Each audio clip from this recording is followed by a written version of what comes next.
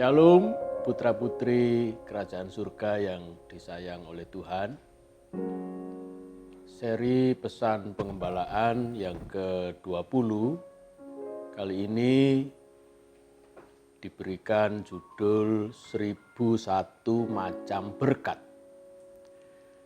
Bukan berarti menunjuk kepada bilangan jumlah yang sebanyak 1001 macam, tetapi begitu banyak cara Tuhan sanggup memberkati kita semua.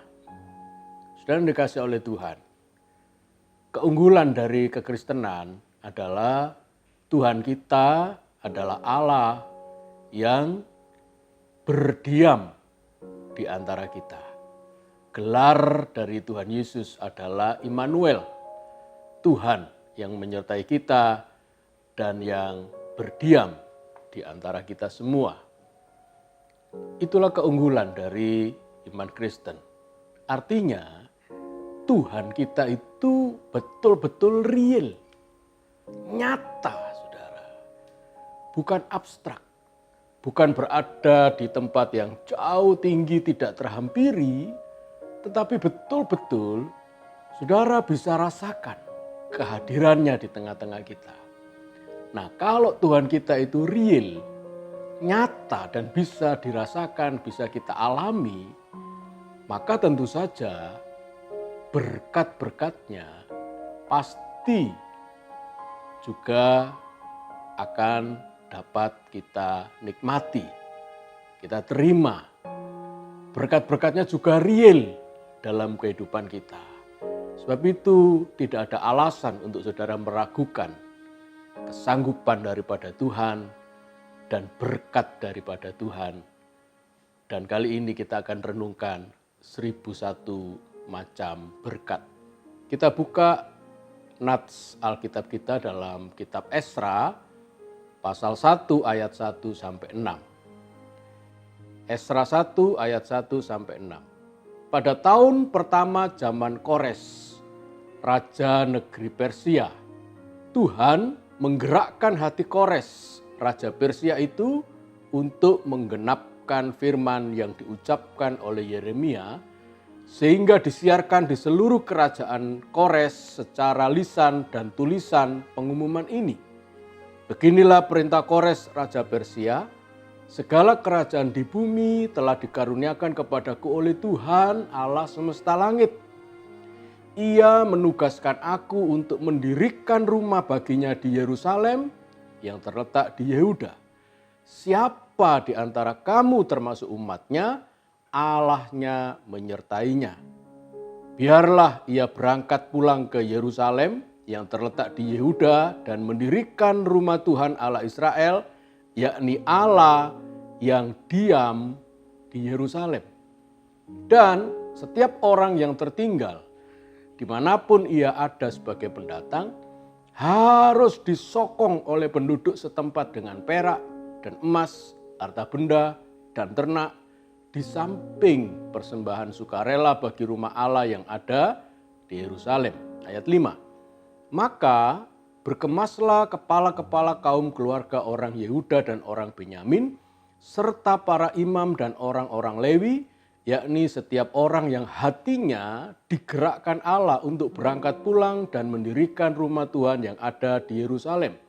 Dan segala orang di sekeliling mereka membantu mereka dengan barang-barang perak, dengan emas, harta benda, dan ternak, dan dengan pemberian yang indah-indah, selain dari segala sesuatu yang dipersembahkan dengan sukarela. Peristiwa sejarah pulangnya umat Israel ke Yerusalem dari Babel, di mana mereka dibuang, adalah contoh yang konkret tentang bagaimana Allah sanggup memberkati mereka. Peristiwa pulangnya bangsa Israel dari Babel kembali ke Yerusalem, saudara, itu tercatat di dalam tahun 538 sebelum Masehi. Ayat 1 jelas di sana bahwa ketika Kores naik tahta, dia langsung memulangkan bangsa Israel kembali ke Yerusalem tahun 538 sebelum Masehi. Itu adalah untuk menggenapi nubuatan dari Nabi Yeremia. Tahun 605 mereka ditawan dan dibuang ke Babel. Persis seperti yang dinubuatkan Yeremia. Dan Yeremia berkata bahwa 70 tahun mereka akan ada di tanah asing di Babel. Dan lihat saudara bahwa Tuhan kita berkuasa atas sejarah. Tuhan yang mengatur Yeremia digerakkan lidahnya untuk menyampaikan pesan daripada Tuhan. Karena tegar tengkuknya mereka dan kekerasan hati mereka, mereka akan dibuang di negeri Babel. Dan mereka akan tinggal di sana 70 tahun. Tahun 538, Kores naik tahta setelah mengalahkan kerajaan Babel. Dan keluarlah sebuah maklumat, baik lisan maupun tulisan, bahwa orang-orang Israel akan pulang ke Yerusalem. Saudara yang dikasihi oleh Tuhan, bagaimana 1001 macam berkat disiapkan untuk saudara? Caranya adalah kita harus percaya bahwa Tuhan kita Allah yang berkuasa atas sejarah. Dialah yang mengatur sejarah. Dialah yang mengatur apa yang terjadi di muka bumi ini. Tidak pernah luput dari kedaulatan Tuhan dalam mengatur sejarah di muka bumi ini.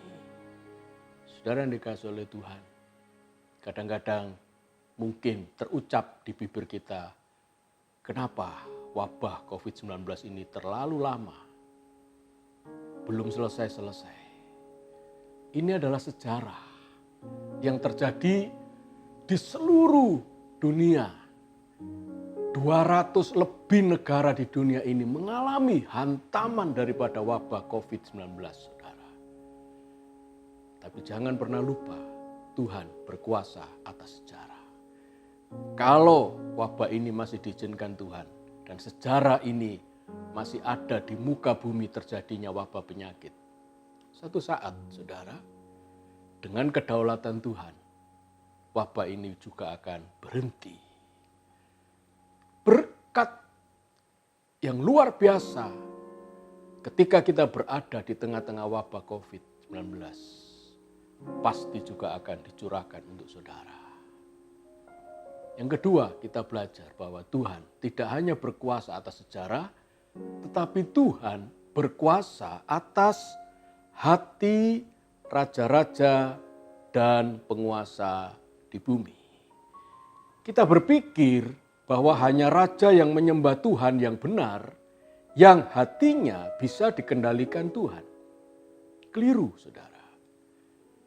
Esra pasal 1-3 menunjuk bahwa Kores adalah raja kafir, raja Persia.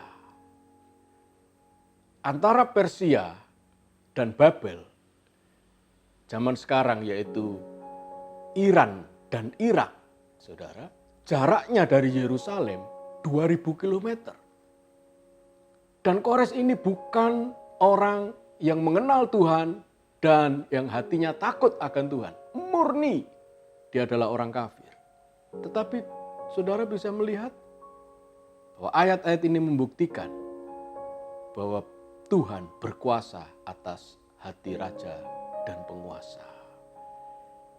Berkat buat umatnya, buat kita, atas kuasa Tuhan yang mampu dan sanggup menggerakkan, menugaskan hati penguasa untuk menyalurkan berkat Tuhan dalam hidup saudara. Persis seperti Tuhan juga menggerakkan. Bahkan Kores sendiri berkata, aku ditugaskan oleh Tuhan semesta alam untuk memulangkan bangsa Israel ke tanah air mereka. Kores yang kafir dan memerintah atas hampir seluruh kerajaan-kerajaan besar di bumi pada zamannya, siapa yang tahu kalau tiba-tiba dia bisa menaklukkan Babel yang perkasa itu. Dan tidak hanya menaklukkan Babel, tapi dia mengeluarkan maklumat untuk bangsa Israel pulang ke negeri dan tanah air mereka di Yerusalem. Tentu saja ini berkat yang luar biasa yang diterima oleh orang Israel. Siapa sih saudara yang ingin dibuang menjadi tawanan di negeri orang? Tidak ada yang mau, tidak ada yang ingin seperti itu. Begitu ada kebebasan, mereka pasti gembira luar biasa. Dan mereka menempuh perjalanan 2000 kilometer untuk pulang ke Yerusalem. Dan itu tidak pernah mereka mimpikan terjadi dalam hidup mereka. Saudara, 1001 macam berkat dalam hidup. Jangan pernah meragukan Tuhan, itu pasti terjadi. Bagaimana Pak Andreas caranya? Saya tidak bisa menjawab. Karena Tuhan punya 1001 macam cara memberkati hidup saudara. Dia bisa menggerakkan penguasa, pengusaha, orang-orang yang memang ditugaskan untuk memberkati saudara.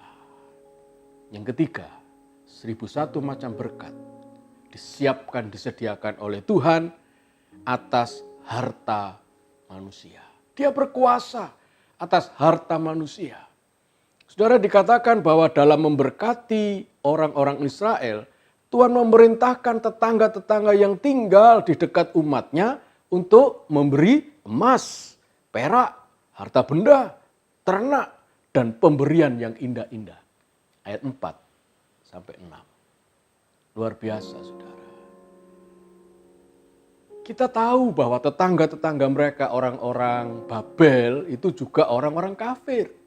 Penyembah-penyembah berhala. Mereka tidak kenal, tidak percaya dan bukan pemeluk agama Yahudi.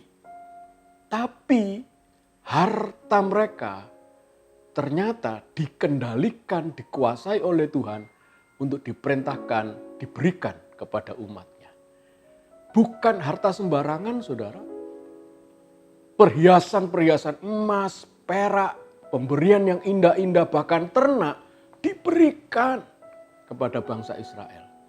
Dan itu saya sebagai hamba Tuhan tidak bisa menghitung dengan logika saya. Bagaimana mungkin emas yang adalah perhiasan yang berharga, yang disimpan untuk diwariskan kepada keturunannya, tiba-tiba Tuhan menggerakkan untuk diberikan kepada umat Tuhan. Bukankah itu luar biasa, saudara? Sekarang apa tujuannya Tuhan memberkati saudara? Apa tujuannya Tuhan memulangkan mereka pulang ke Yerusalem dengan membawa berkat-berkat dari para tetangga, orang-orang yang ditugaskan Tuhan untuk mengalirkan berkat-berkatnya untuk umatnya? Apa tujuannya, saudara? Tujuannya agar di Yerusalem mereka membangun bait Allah. Mereka membangun kembali rumah Tuhan. Artinya segala berkat yang saudara terima, jangan pernah lupa, saudara, tujuannya adalah untuk membangun kehidupan rohani saudara untuk lebih dekat kepada Tuhan. Saudara, berkat itu ada dua macam. Yang pertama, yang tangible, yang bisa dilihat. Dan yang kedua adalah yang intangible, yang tidak bisa dilihat. Berkat-berkat berupa perak, emas, harta yang indah-indah, ternak, kekayaan materi, jasmani yang luar biasa, yang tiba-tiba mereka terima. Bahkan lebih daripada itu mereka boleh menjadi orang merdeka lagi, pulang ke negerinya. Tujuannya adalah untuk mereka menikmati berkat yang utama, yaitu berkat yang tidak bisa dilihat, intangible. Saudara, apakah engkau sekarang lagi menantikan pertolongan Tuhan untuk diberkati secara jasmani, untuk diberkati finansial saudara dengan berkat-berkat jasmani saudara? Saudara yang dikasihi oleh Tuhan, jangan pernah satu hal engkau melupakan. doamu yang utama adalah Tuhan berkati saya dengan berkat yang rohani. Dan itu memang hatinya Tuhan. Supaya dalam hidup saudara lebih dekat lagi kepada Tuhan. Saudara lebih lagi cinta Tuhan. Dan itulah hati Tuhan untuk memberkati saudara, terutama dengan berkat yang intangible, yang tidak terlihat. Karena itu berbicara soal karakter saudara. Soal keserupaan dengan Kristus. Persiapan saudara akan hidup kekal di surga tidak ditentukan oleh berkat jasmani, tetapi ditentukan oleh berkat yang rohani, yang intangible. Mereka pulang tidak untuk ongkang-ongkang kaki, tidak untuk semata-mata menikmati kebebasan dan berkat jasmani, tetapi mereka pulang ditugaskan untuk membangun bait Allah. Dan dengan itu, hidup mereka tidak lagi mengulangi tragedi pembuangan di Babel, di mana mereka dibuang karena penyembahan-penyembahan berhala yang mereka lakukan.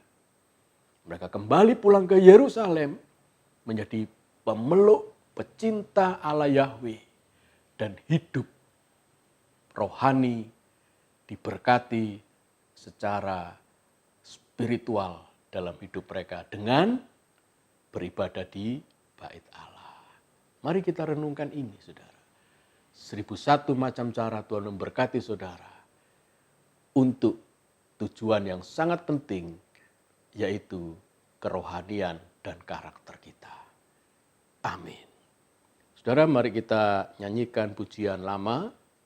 Dan pujian ini saya nyanyikan ketika saya diberkati pernikahan kami tanggal 28 Oktober tahun 85.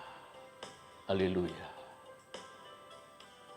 Kemurahan-Mu lebih dari hidup. Kemurahan-Mu lebih dari hidup. Dengan lidahku memuji Engkau, kemurahan-Mu lebih dari hidup. Tuhan, kami yakin percaya, kemurahan-Mu lebih dari hidup kami. Berkat-berkat-Mu tercurah atas hidup kami. 1001 macam cara Tuhan bisa memberkati kami.